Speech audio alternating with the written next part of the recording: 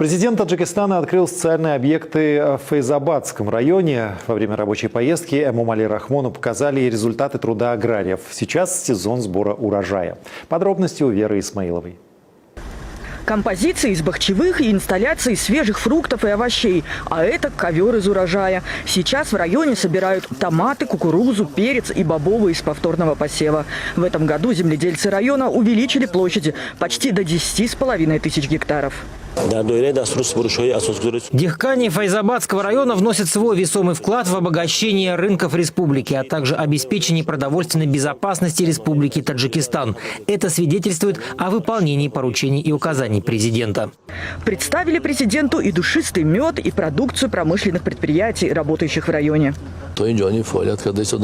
В районе производится более 100-120 миллионов куриных яиц в год. Наша продукция предлагается жителям по всей стране. В перспективе мы планируем увеличить объем производства до 200-250 миллионов штук, а также одновременно запустить производство куриного мяса.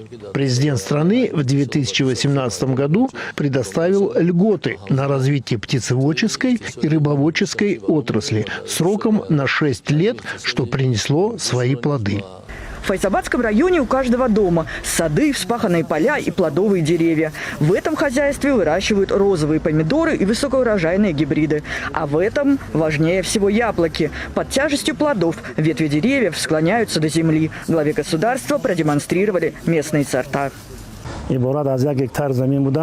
Сад, расположенный на территории фермерского хозяйства, занимает площадь более 1 гектара. В нем выращивают 2 сорта яблок – красные и желтые. В урожайный год собираем до 20 тонн яблок. Урожай отправляем в Душанбе и районы республиканского подчинения. Центр Файзабадского района изменился до неузнаваемости. Президент открыл площадь государственного флага. Здесь же Эмомали Рахмон снял покрывало с памятника основателю первого таджикского государства шаху Исмаилю Самани. Во время рабочей поездки президент открыл объекты образования и здравоохранения. Это новое здание лечебно-диагностического центра при центральной больнице района. Здесь более 200 коек. А еще отделение неотложной медицинской помощи, хирургии, интенсивной терапии для детей и родильное отделение. И больницы, и центр оснащены всем необходимым современным медицинским оборудованием из ведущих стран мира, среди которых современное медицинское устройство, предназначенное для хирургических операций без разреза тела.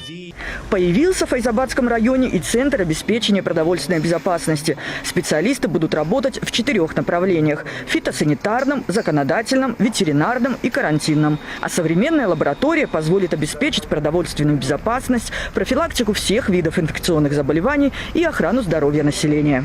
Вера Исмаилова, Бахтувар Бахрлозуда, Мир 24.